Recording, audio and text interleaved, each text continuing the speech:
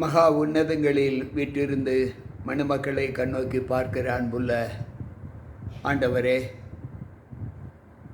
உம்முடைய பலத்த கிருபை எங்களை மீண்டுமாக உயிர்ப்பித்து இந்த மாதத்தின் 6வது நாளின் செவ்வாய்க்கிழமையின் காலையின் ஆசீர்வாதத்தை காணும்படி எங்களை அழைத்த தயவிற்காய் உம்மை நன்றியோடு கூட துதிக்கிறோம், ஸ்தோத்தரிக்கிறோம். இரக்கமுள்ளவரே, உம்முடைய தயவு எங்கள் மீது அதிகமாக இருப்பதற்காக உம்மை துதிக்கிறோம். வந்திருக்கின்ற எங்கள் ஒவ்வொருவரோடும் ஆண்டவரே, உம்முடைய தைலம் ஆண்டவரே எங்களுக்குள் தங்கி இருந்து ஆண்டவரே, அந்த பிசின் தைலத்தை நாங்கள் எங்களுடைய வாழ்க்கையில் ஏற்றுக்கொள்வதற்கான பலத்தை எங்களுக்கு தந்தரல கர்த்தர் கிருபை செய்யும். கீழையாத்தில் பிசின் தைலம் இல்லையோ என்று சொல்லி இருக்கிறீர், ரண வைத்தியனும் அங்கே இல்லையோ என்று சொல்லி இருக்கிறீர். இன்றைக்கு ஆண்டவரே, அந்த பிசின் தைலத்தை நாங்கள் எங்களுடைய வாழ்க்கையில் ஏற்று எங்களுடைய சகல பலவீனங்களிலிருந்து நாங்கள் விடுதலை பெற உம்முடைய சமூகத்தில் வந்திருக்கிறோம். எங்களை ஏற்றுக்கொள்ளும். மீட்பர் இயேசு கிறிஸ்துவின் நாமத்தில் ஜெபிக்கிறேன் நல்ல பிதாவே, ஆமென். அன்பு பிள்ளைகளே, மீண்டும் கர்த்தருடைய பலத்த கிருபை இந்த நாளின் சுபத்தை காண்பதற்கு நம்மை எழுப்பின தேவனுக்கு நன்றிகளை ஏறெடுத்து தேவ சமூகத்தில் வந்திருக்கிற உங்கள் அனைவருக்கும் அவருடைய பரிசுத்த நாமத்தின் ஆசீர்வாதங்களை தெரிவித்து உங்களை அன்போடு வருக வருக என்று வரவேற்கின்றேன். இந்த நாளிலும் நமக்குரிய செய்தி என்னவென்றால், மாமிசத்தின் கிரியைகள். ஆண்டவர் சொல்லுகிறார், மாமிசத்தில் கிரியைகள் நம்மை மாமிசத்துக்கு ஏற்றபடி தான் நடக்கும். நாம் மாமிசத்தினாலே நடத்தப்படுவோம் என்றால் நமக்கு மீட்பின் வல்லமை நமக்கு கிடையாது. மீண்டும் நாம் இந்த லோகத்தில் ஒரு அனுபவத்தை நாம் கண்டுகொள்ள முடியாது. ஆவியினாலே ஆவியின் சிந்தையோடு நடத்தப்படுவோம் என்றால் ஆவியின் சிந்தை நம்மை மீண்டும் மீட்புக்குள்ளாய் அழைத்து செல்லும். மாமிச சிந்தையோ மரணம் உள்ளது, ஆவியின் சிந்தையோ ஜீவனும் சமாதானமுமாம் என்று பவுல் சொல்லுகிறார். இன்றைக்கு அந்த சிந்தைகளை ஏற்றுக்கொள்வதற்கான தகுதிகள் நம்மிடத்தில் காணப்படுகிறதா என்பதை யோசித்து பார்ப்போம். மாமிசத்தின் கிரியைகள் ஒரு மனிதனுடைய வாழ்க்கையில் எப்படிப்பட்ட பலவீனத்தை கொண்டு வருகிறது என்பதை நாம் யோசிக்க வேண்டும். நம்முடைய நிலைகளிலே நாம் ஆண்டவருக்குள் தங்கி தாபரிக்க வேண்டுமென்றால் ஆவியின் சிந்தை நமக்குள்ளாக இருக்க வேண்டும். மாமிசத்தின் சிந்தையிலிருந்து நாம் முற்றிலும் விடுபட வேண்டும். அது என்ன என்று நாம் வேதத்தில் வாசிப்போம். கலாத்தியரின் புஸ்தகம் 5வது அதிகாரம் 18, 19, 20, 21 இந்த 4 வசனங்களிலும் நாம் எதற்குள் கட்டுப்பட்டு இருக்க வேண்டும், எந்த சிந்தையோடு வாழ வேண்டும் என்று சொல்லப்பட்டு இருப்பதை நாம் வாசிக்கிறோம். ஆவியினால் நடத்தப்படுவீர்களானால் நீங்கள் நியாயப்பிரமாணத்திற்கு கீழ்ப்பட்டவர்கள் அல்ல. மாமிசத்தின் கிரியைகள் வெளியரங்கமாய் இருக்கிறது. அவையாவன விபச்சாரம், வேசித்தனம், அசுத்தம், காம விகாரம், விக்கிரக ஆராதனை, பெல்லிசூனியம், பகைகள், விரோதங்கள், வைராக்கியங்கள், கோபங்கள், சண்டைகள், பிரிவினைகள், மார்க்க பேதங்கள், பொறாமைகள், கொலைகள், வெறிகள், களியாட்டுகள் முதலானவைகளே. இப்படிப்பட்டவைகளை செய்கிறவர்கள் தேவனுடைய ராஜ்யத்தை சுதந்தரிப்பது இல்லை என்று முன்னமே நான் சொன்னது போல இப்பொழுதும் உங்களுக்கு சொல்லுகிறேன். அன்பு பிள்ளைகளே, மாமிசத்தின் கிரியைகளை பார்த்திருக்கிறோம். 17 விதமான மாமிசத்தின் கிரியைகள். இந்த 17 விதமான மாமிசத்தின் கிரியைகள் நம்மில் எப்படி நம்மை அலைக்கழிக்கிறது. அதற்கு அடுத்து ஆவியின் கனிகள் என்று சொல்லி 9 கனிகளை குறித்து ஆண்டவர் சொல்லுகிறார். அப்படி என்றால் இந்த லோகத்தில் நன்மையாய் இருப்பது கொஞ்சம், தீமையாய் இருப்பது அதிகம் என்பதை நாம் எல்லோரும் அறிந்திருக்கிறோம். தீமை செய்கிறவர்கள் இந்த லோகத்தில் அதிகம், நன்மை செய்கிறவர்கள் கொஞ்சம். எனவே தான் ஆண்டவர் அப்படி சொல்லியிருக்கிறாரோ, அழைக்கப்பட்டவர்களோ அநேகர், தெரிந்து கொள்ளப்பட்டவர்களோ சிலர், மீதமாய் இருப்பவர்களிடத்தில் மாத்திரம் ரட்சிப்பு வரும் என்று அவர் சொல்லியிருக்கிறார். காரணம் அதுவாகத்தான் இருக்கும் என்று நான் நம்புகிறேன். இன்றைக்கு இந்த மாமிசத்தின் கிரியைகளிலே நாம் கற்றுக்கொள்ளக்கூடிய சம்பவம் என்ன என்றால், தேவன் ஒரு மனிதன் கெட்டுப்போவதற்கு அடிப்படை காரணம் என்ன என்றால், அந்த வசனம் சொல்லுகிற வார்த்தை, மாமிசத்தின் கிரியைகள் வெளியரங்கமாய் இருக்கிறது, அவையாவன விபச்சாரம், வேசித்தனம், மோகம் என்று சொல்லுகிறார்.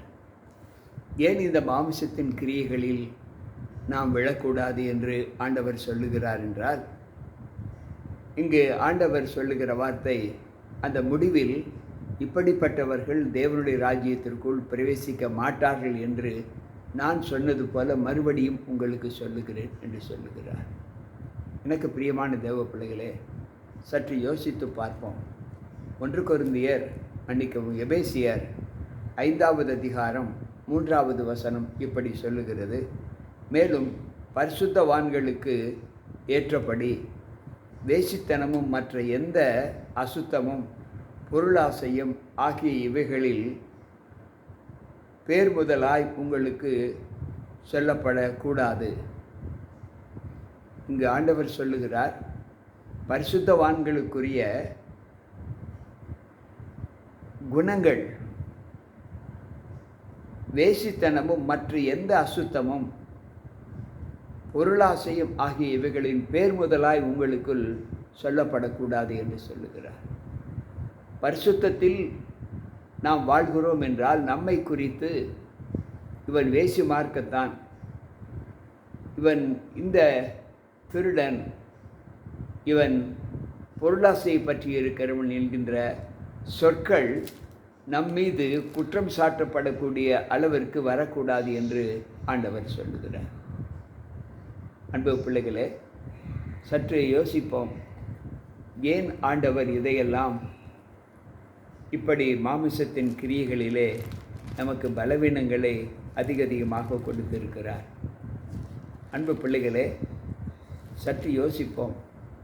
இந்த லோகத்தில் நாம் நன்மை செய்ய விரும்பினாலும் விரும்பாத தீமையைத்தான் நாம் அதிகமாக பற்றி கொண்டு இருக்கிறோம் என்று வேதம் சொல்லுகிறது.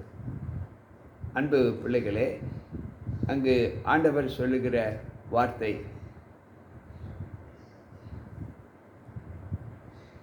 1 கொரிந்தியர் 6வது அதிகாரம் 17வது வசனம் 18 இப்படியே சொல்லுகிறது, அப்படியே கர்த்தரோடு இசைந்து இருக்கிறவனும் அவருடனே ஒரே ஆவியாய் இருக்கிறான். வேசித்தனத்திற்கு விலகி ஓடுங்கள். மனுஷர் செய்கிற எந்த பாவமும் சரீரத்திற்கு புறம்பாய் இருக்கும். வேசித்தனம் செய்கிறவனோ தன் சரீரத்திற்கு விரோதமாய் பாவம் செய்கிறான். அன்பு பிள்ளைகளே, நீங்கள் தேவனோடு இருந்தால் அவருடனே ஒரே ஆவியாய் இருக்கிறீர்கள். வேதம் இப்படி சொல்லுகிறது, நீங்கள் கர்த்தரோடு இருந்தால் அவர் உங்களோடு இருப்பார். 2 நாளாகமம் 15:2 கிறிஸ்துவை ஏற்றுக்கொண்ட நாம் கர்த்தரோடு இருக்க வேண்டும். கர்த்தரோடு இருப்பதற்கு சில குணலட்சணங்கள் நம்மிடத்தில் காணப்பட வேண்டும். அதாவது ஆவியினால் நடத்தப்பட வேண்டும். வேசித்தனத்திற்கு விலகி ஓடி இருக்க வேண்டும். மனுஷன் செய்கிற எந்த பாவமும் சரீரத்திற்கு புறம்பாய் இருக்கும். வேசித்தனமோ தன் சுய சரீரத்திற்கு விரோதமாக பாவம் செய்கிறார். ஒருவன் வேசித்தனம் செய்தால், விபச்சாரம் செய்தால், அவன் தன் சரீரத்திற்கு விரோதமாக பாவம் செய்கிறான். ஏன் இந்த உலகத்தில் செய்யக்கூடாத தவறையா நாங்கள் செய்துவிட்டோம் என்ற கேள்வி சிலருக்கு எழலாம். அது என்ன தவறு ஒன்றுமில்லையே என்று சொல்லலாம். நாம் பெற்றிருக்கிற இந்த சரீரம் நமக்கு உரியது அல்ல. நமக்கு இரவலாக கொடுக்கப்பட்ட இந்த சரீரம், இந்த சரீரத்தை ஒருவர் விலை கொடுத்து வாங்கிவிட்டார். உங்கள் சரீரமானது நீங்கள் தேவனாலே பெற்றும் உங்களில் தங்கியும் இருக்கிற பரிசுத்த ஆவியினுடைய ஆலயமாய் இருக்கிறது என்றும் நீங்கள் உங்களுடையவர்கள் அல்ல என்றும் அறியீர்களா? 1 கொரிந்தியர் 6:19 இந்த வாசகம் சொல்லப்பட்டிருக்கிறது. நீங்கள் தேவனுடைய ஆலயமாய் இருக்கிறீர்கள். அன்பு பிள்ளைகளே, ஆண்டவர் சொல்லுகிற வார்த்தை, நீங்கள் தேவனுடைய ஆலயமாய் இருக்கிறீர்கள். அப்படி என்றால் இந்த சரீரம் தேவனால் பெறப்பட்டது என்பதை நாம் உணர வேண்டும். ஆண்டவர் சொல்லுகிறார், நீங்கள் தேவனுடைய ஆலயமாய் இருக்கிறீர்கள் என்றும் தேவனுடைய ஆவி உங்களில் வாசமாய் இருக்கிறார் என்றும் அறிந்திருக்கிறீர்களே. ஒருவன் தேவனுடைய ஆலயத்தை கெடுத்தால் அவனை தேவன் கெடுப்பார். தேவனுடைய ஆலயம் பரிசுத்தமாய் இருக்கிறது, நீங்களே அந்த ஆலயம். அன்பு பிள்ளைகளே, ஆண்டவர் சொல்லுகிற வார்த்தை, நாம் தேவனுடைய ஆலயமாய் இருக்கிறோம் என்று ஆண்டவர் சொல்லுகிறார். ஒருவன் தேவனுடைய ஆலயத்தை கெடுத்தால் கர்த்தர் அவனை கெடுப்பார் என்று சொல்லுகிறார். கிரயத்துக்கு கொல்லப்பட்டீர்களே, ஆகையால் தேவனுக்கு உடையவர்களாகி நீங்கள் சரீரத்தினாலே உங்கள் ஆவியினாலும் தேவனை மகிமைப்படுத்துங்கள். நீங்கள் தேவனுடைய இரத்தத்தினால் தேவன் உங்களை விலை கொடுத்து வாங்கி இருக்கிறார். எனவே நீங்கள் உங்கள் சரீரத்திற்கு உங்கள் சுய இஷ்டத்தின்படி நீங்கள் செய்வீர்கள் என்று சொன்னால் நீங்கள் மடிந்து போய்வீர்கள். அதை செய்யக்கூடாது என்று ஆண்டவர் சொல்லுகிறார். எனக்கு பிரியமான தேவ பிள்ளைகளே, 1 கொரிந்தியர் 7:22 சொல்லுகிறது, கர்த்தருக்குள் அழைக்கப்பட்டவர் அடிமையானவன் கர்த்தருடைய சுயாதீனமாய் இருக்கிறான். அப்படியே அழைக்கப்பட்ட சுயாதீனன் கிறிஸ்துவனுடைய அடிமையாய் இருக்கிறான். நாம் கர்த்தருக்குள் அழைக்கப்பட்ட பிள்ளைகள். நாம் கர்த்தருடைய சுயாதீனத்திலே இருக்கிறோம். நாம் அழைக்கப்பட்ட அந்த சுயாதீனத்தன்மை கிறிஸ்துவுக்கு நம்மை அடிமையாக மாற்றுகிறது என்று வேதம் சொல்லுகிறது. எனக்கு பிரியமான தேவ பிள்ளைகளே, சற்று யோசிப்போம். நம்முடைய காலநிலைகள் தேவனுக்குள் எப்படி நம்மை பலப்படுத்துகிறது என்பதை யோசித்து பார்ப்போம். 2 கொரிந்தியரின் புஸ்தகம் 6வது அதிகாரம் 16வது வசனம் இப்படி சொல்லுகிறது, தேவனுடைய ஆலயத்துக்கும் விக்கிரகங்களுக்கும் சம்பந்தம் ஏது? நான் அவர்களுக்குள்ளே வாசம் பண்ணி அவர்களுக்குள்ளே உலாவே அவர்கள் தேவனாய் இருப்பேன், அவர்கள் என் ஜனமாய் இருப்பார்கள் என்று தேவன் சொன்னபடி நீங்கள் ஜீவனுள்ள தேவனுடைய ஆலயமாய் இருக்கிறீர்களே. அன்பு பிள்ளைகளே, தேவனுடைய ஆலயத்திற்கும் விக்கிரகங்களுக்கும் சம்பந்தம் ஏது? ஆண்டவர் சொல்லுகிறார், நான் உங்களுக்குள்ளே வாசம் பண்ணி உங்களுடைய தேவனாய் இருக்கிறேன். நீங்கள் என்னோடு என் வார்த்தைகளை ஏற்று அதன்படி நீங்கள் நடக்கும்போது நீங்கள் என்னுடைய ஜனமாய் இருப்பீர்கள். நீங்கள் என்னுடைய ஜனமாய் இருக்கும்போது நீங்கள் நான் வாசம் பண்ணுகிற ஆலயமாய் இருக்கிறீர்கள் என்று ஆண்டவர் சொல்லுகிறார். எனவே தான் ஆண்டவர் சொல்லுகிற வார்த்தை அங்கு நமக்கு பலத்தை கொடுக்கிறது. அன்பு பிள்ளைகளே, சற்று யோசித்து பார்ப்போம். வேசியோடு இசைந்திருக்கிறவன் அவளுடனே ஒரே சரீரமாய் இருக்கிறான் என்று அறியீர்களா? இருவரும் ஒரே மாமிசமாய் இருப்பார்கள் என்று சொல்லி இருக்கிறதே. அன்பு பிள்ளைகளே, இன்றைக்கு நம்முடைய வாழ்க்கையில் வேசித்தனம் செய்வது அந்த பெண்ணோடு அந்த ஆணோடு இசைந்திருக்கக்கூடிய ஒரு அனுபவத்தை பெற்றிருக்கிறோம். மாமிசத்தோடு இசைந்து விட்டது, ஆவியோடு இசைந்திருக்க வேண்டும். ஆனால் தேவனை ஏற்றிருக்கிற நாம் அந்த வேசித்தனம் செய்வோம் என்றால் அது மாமிசத்தோடு இசைந்திருக்கும், ஆவியோடு இசைந்திருக்காது என்று வேதம் சொல்லுகிறது. உங்கள் சரீரங்கள் கிறிஸ்துவின் அவயவங்களாய் இருக்கிறது என்று நீங்கள் அறியீர்களா? இப்படி இருக்க நான் கிறிஸ்துவின் அவயவங்களை வேசியின் அவயவங்களாக மாற்றலாமா? அப்படி செய்யலாகாதே என்று 1 கொரிந்தியர் 6:15 நாம் வாசிக்கிறோம். அன்பு பிள்ளைகளே, இந்த வார்த்தைகளை கேட்டுக்கொண்டிருக்கிற நம்மிலே எந்தவித முகாந்தரமும் நமக்குள் வரக்கூடாது என்று ஆண்டவர் சொல்லுகிறார். எந்தவித மாமிசத்தின் சிந்தை நம்முடைய வாழ்க்கையில் காணப்படக்கூடாது. ஆண்டவர் சொல்லுகிற வார்த்தை, இந்த ஞானத்தின்படி நாம் கிறிஸ்துவுக்குள் வாழ்கிற வாழ்க்கையின் குணங்கள் நம்ம எப்படிப்பட்ட அனுபவத்திற்குள்ளாய் மாற்றுகிறது என்பதை நாம் யோசித்து பார்க்க வேண்டும். எபேசியர் 5வது அதிகாரத்திலே நாம் வாசிக்கும்போது தேவனுடைய குணத்தின் லட்சணங்களை நாம் எப்படி பரிமாறிக்கொள்கிறோம் என்பதை ஆண்டவர் சொல்லுகிறார். எபேசியர் 5:5 விபச்சாரக்காரனாவது, அசுத்தனாவது, விக்கிரக ஆராதனைக்காரனாகிய பொருளாசைக்காரனாவது தேவனுடைய ராஜ்யமாகிய கிறிஸ்துவின் ராஜ்யத்தில் சுதந்திரிக்க இல்லை என்று அறிந்திருக்கிறீர்களே. அன்பு பிள்ளைகளே, இந்த விபச்சாரம், வேசித்தனம் இப்படிப்பட்ட அனுபவத்தை உடைய பிள்ளைகள் தேவனுடைய ராஜ்யத்திற்கு உகந்தவர்கள் அல்ல என்று ஆண்டவர் வெளிப்படையாக சொல்லியிருக்கிறார். அன்பு பிள்ளைகளே,